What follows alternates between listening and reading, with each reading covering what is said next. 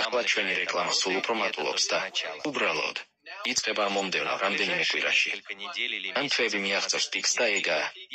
იმუშავებს სრული დატვირთვით და დარწმუნებული ვარ, რომ კლიენტები მოვლენ თაიგულადაც კი. მეტი ვიდრე ახლა ასე რომ ზოგიერთი. ის, რაზეც უკვე ვსაუბრობთ, განიხილება პოდკასტებში და ბევრი თქვენგანი. გამომიგზავნეს ვიდეო, სადაც მეუბნებოდნენ. გავიგე ამ ბიჭის ფასზე საუბარი და დიახ, ეს ხდება ცნობილი კლიენტები. შემოდის შეკვეთები, შემოდის ინფორმაცია. ვრცელდება და სწორედ ეს ვართ ჩვენ.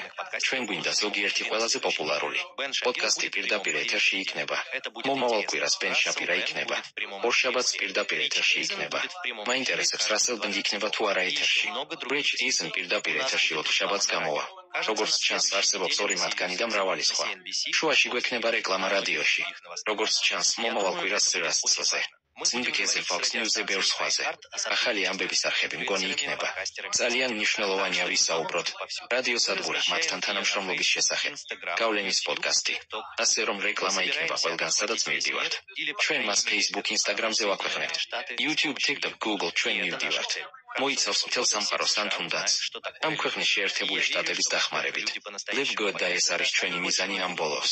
წლების განმავლობაში ყველა მასში გაიგებს რა არის კარგი და